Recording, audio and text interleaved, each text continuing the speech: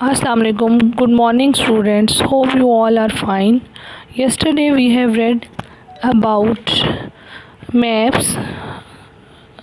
Open your books at page number 5 of geography. Today we shall read about the disadvantages of distribution maps. In general, the maps showing the distribution of the population are developed on the basis of the census. As you have done yesterday about the different methods of distribution maps, those were dot method and shading method. So as you have read yesterday that shading, due to the shading method, it is very difficult to describe or tell about the exact population, exact agricultural land of an area. So we are going to read about the disadvantages for this method because due to these it is very difficult to point out how much population is living in one area in the agricultural land that is used or agricultural production where and when in which areas is going on smoothly. So disadvantages of distribution in general. The maps showing the distribution of the population are developed on the basis of the census. You can write down a short question using these sentences. What basis the map showing the distribution of the population developed? Right. Underline these two lines that the distribution of the population are developed on the basis of census. Census is मरदमशुमारी. मतलब क्या होती है कि in different areas, in different countries, people go door to door and count the number of people in a family, and then all the data is collected, and that collected data is at the end make a note of how many people are living or how many population is of a country. Okay, getting? Most countries of the world have a census every 10 years. Sometimes people live temporarily in a region or a country, and after some time they move to other region or countries due to economic or political conditions. Therefore, it becomes difficult to show such mobile population on distribution maps. So one drawback of distribution map is that the people who are living at one place have to move to another place for some job or something else, so that the county number for census was changed.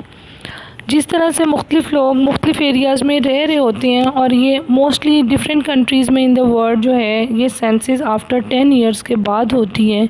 तो कुछ लोग temporarily एक जगह पे रह रहे होते हैं, they move to another place for the sake of their job और फॉर सम पोलिटिकल पर्पस. किसी भी वजह से वो उस एरिया को छोड़ के दूसरी जगह मूव कर देती हैं, जिसकी वजह से जो एरिया में उनकी सेंसस हुई हुई होती है, उनके नंबर काउंट हुए हुए होते हैं, वो एक जगह से चेंज होकर दूसरी जगह मूव कर जाती हैं, और ये हमारे पास फिर एग्जैक्ट जो है वो पॉपुलेशन पॉइंट्स हमारे पास मौजूद नहीं होते. विद इन अ कंट्री और a region, population density person per square kilometer is usually displayed with the help of colors or shades of a color which do not provide complete information about the region. Now in shading method, what has happened?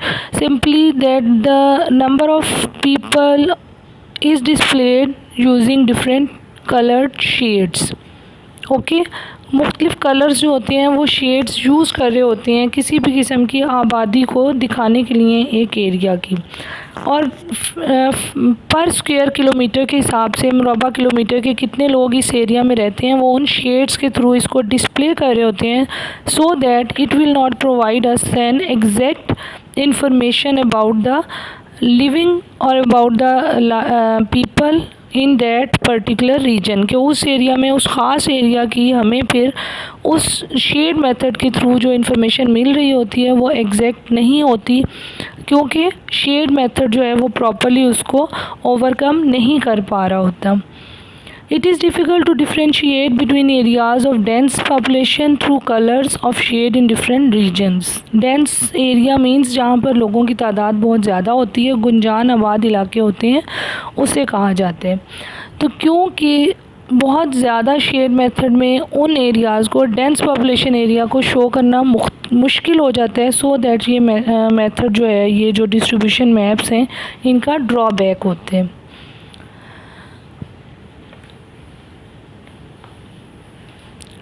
By distribution maps, the production or distribution of population of an area can easily be estimated. Often data used in producing these maps changes, so it becomes mandatory to make changes in these maps according to the latest changes in the data. It is beneficial if distribution maps are produced by averaging the previous years, because in doing so, variations in production of various years can be compensated. Now, what happened with these maps? कि किसी भी area या इलाके की जो आबादी है या एग्रीकल्चरल प्रोडक्ट्स हैं, उनमें टाइम टू टाइम चेंजेस आती रहती हैं। इट मींस कि पर ईयर, एवरी ईयर जो भी डाटा हम कलेक्ट कर रहे होते हैं प्रोडक्शन का, चीज़ों की प्रोडक्शन का, क्रॉप प्रोडक्शन, एग्रीकल्चरल प्रोडक्शन का, वो भी एवरी ईयर चेंज होता है। और इसी तरह से जो लोगों की मूवमेंट है from one place to another, वो भी चेंज होती है। So the easy way is to take out the average from the last given maps, कि या तो हम इसको इजी इस तरह से कर सकते हैं कि पहले से जो दिए गए हमारे पास नंबर्स हैं, अदाद शुमार हैं, उनके मुताबिक हम अपने नए आने वाले जो ईयर्स हैं उनकी एवरेज काउंट कर लें, तो हमें इसमें बेनिफिशियल हो सकते हैं। अदरवाइज़ फिर डिफरेंट जो मतलब एरियाज़ हैं, ईयर्स हैं, उनकी जो हमारी प्रोडक्शन है उसको हम, जो भी वेरिएशंस उसमें आती हैं, कमी बेशी होती है, उसको हम चेक कर सकते हैं। You can also write a question that describe briefly the disadvantages of distribution maps. उसमें आप किस तरह से कर सकते हैं कि you can write it in main points, कि क्या इनके डिसएडवांटेजेस को आपने अगर ब्रीफली डिस्क्राइब करना हो तो क्या हो सकता है। कि you can write that people move to other regions due to economic और political conditions before it becomes difficult to show such mobile population on distribution maps. ठीक हो गया कि जैसे हम इसको ख़ुद अपनी वर्डिंग में अगर लिखना चाह रहे हो तो हम यही कर सकते हैं कि एक रीजन से लोग इकोनॉमिक या पॉलिटिकल कंडीशंस की वजह से दूसरी जगह मूव कर जाते हैं, सो दैट वो डिस्ट्रीब्यूशन मैप्स जो हैं पॉपुलेशन पे शो प्रॉपरली नहीं हो सकते। Okay, done. Then next, do towards the next point, methods of showing statical data.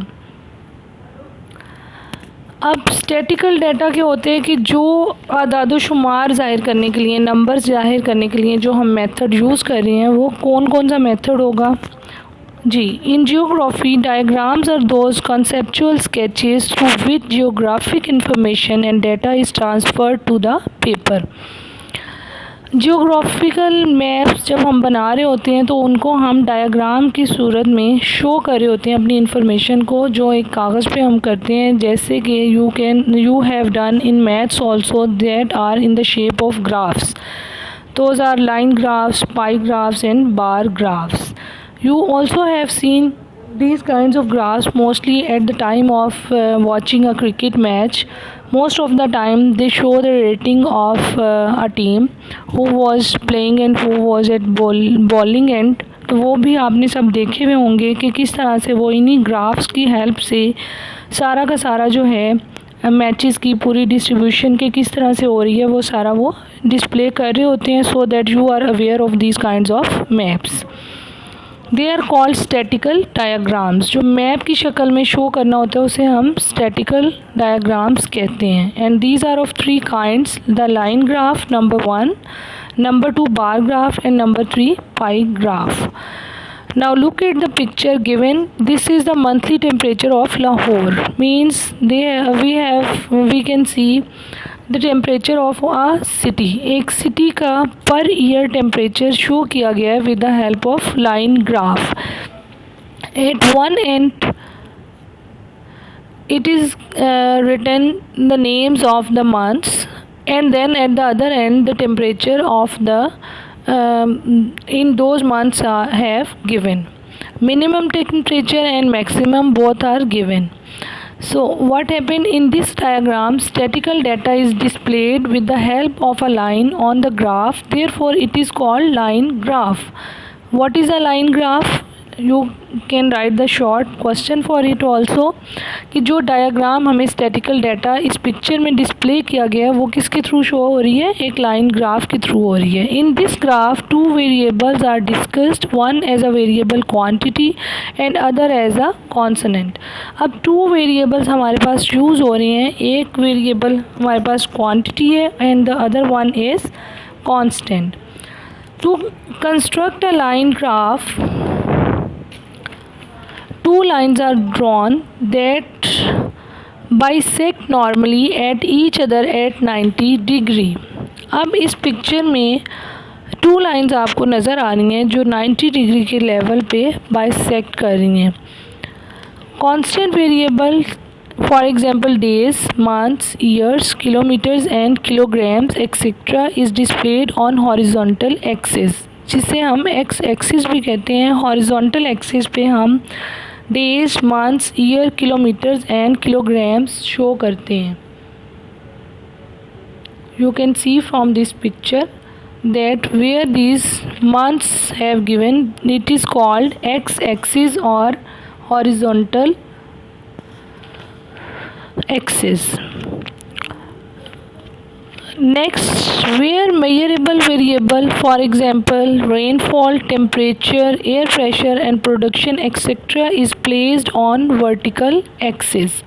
इसी तरह से you can see the picture, कहाँ पे वर्टिकल एक्सिस दिए हुए हैं, that is called Y axis. ठीक है, इसकी जो है वो हम एयर प्रेशर है, रेनफॉल है, टेम्परेचर है, all those things were displayed on that axis. An appropriate scale is determined, एक जो एग्जैक्ट स्केल होता है मतलब उसकी मेजरमेंट होती है वो अप्रोप्रिएट एग्जैक्ट दी होती है. With the help of scale values are marked in the form of dots for each consonant variable. उसी स्केल की हेल्प से जो वैल्यूज़ हैं वो डॉट्स की शक्ल में मार्क की जा सकती हैं. And you can C in the picture those dots also. Then these dots are joined by a line to prepare a line graph. फिर ये dots line के साथ join कर दिए जाते हैं उसको line graph को form करने के लिए या बनाने के लिए. Understand? We cannot show the total quantity of any item with the help of line graph. For example, it is not possible to show the annual rainfall on a line graph. Means कि जो हम total quantity है जैसे कि पूरे year की rainfall है उसको हम लाइन ग्राफ के थ्रू नहीं शो कर सकते. Similarly, the monthly or annual variation of population of any city or country can be shown, but it is not possible to show the population of all cities on this graph. Okay, understood कि monthly और annual variations जो population में आती हैं, आबादी में किसी भी शहर की चेंजेस या किसी भी मुल्क की आबादी में जो भी चेंजेस होती हैं वो भी हम लाइन ग्राफ के थ्रू नहीं डिस्प्ले कर सकते, ये हमारे लिए पॉसिबल नहीं होता.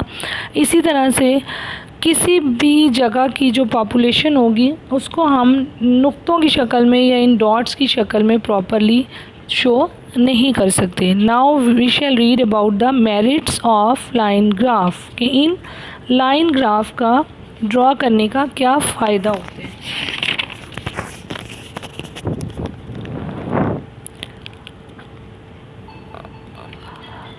With the help of line graph, more than one variables can be compared easily. For example, we can compare the annual temperatures and rainfall values of Karachi and Lahore, which is not possible on bar and pie graph. अब इसका एक फ़ायदा ये होता है कि अगर हमने 2 सिटीज़ के एनुअल टेम्परेचर फाइंड आउट करने हो, फॉर एग्ज़ाम्पल वो कराची और लाहौर है, तो क्या होगा कि ये लाइन ग्राफ में इजी होगा कि हम इन 2 जगहों के कंपेयर इजीली कर सकें इंस्टेड ऑफ बार और pie graph.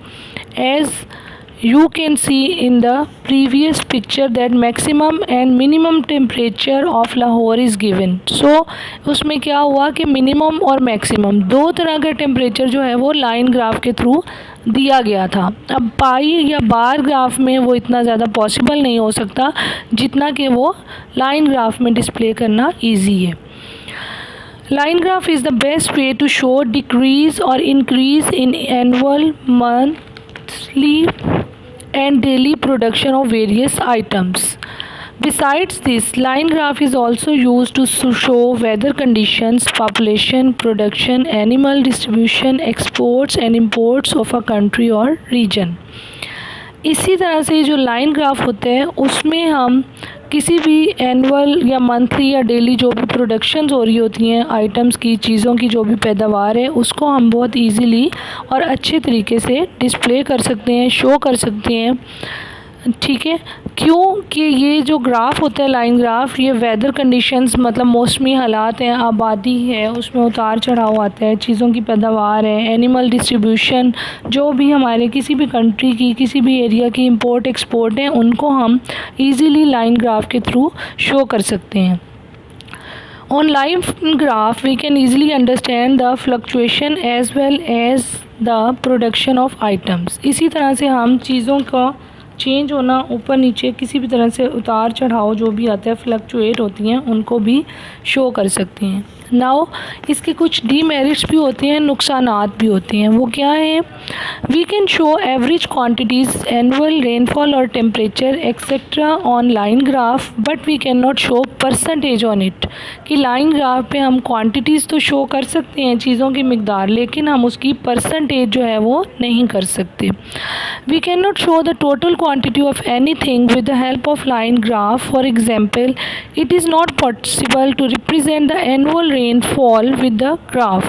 Similarly, we can show the annual or monthly change of population of any country or city on this graph, but we cannot represent the population of all cities on it.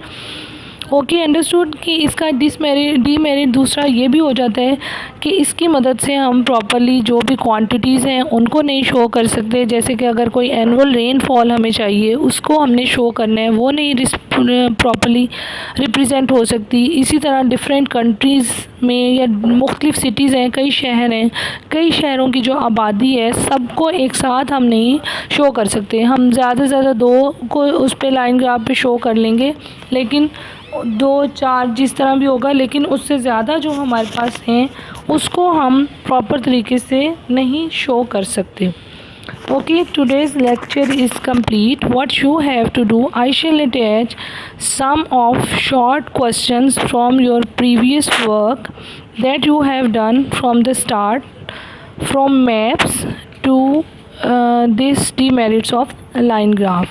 I shall attach the page. You have to prepare your notebooks properly and write down these short question and answers in your notebooks. Don't forget to make folders at the first page, then write down the chapter number on the next page. Also paste some picture of map, as like you can see at page number 2, map of Pakistan, the political division. You can paste it at the beginning, and then you have to start your question and answers with proper margin line. After drawing margin lines, date and day. Okay, understood? Thank you. I shall attach question and answers with this video. Thanks.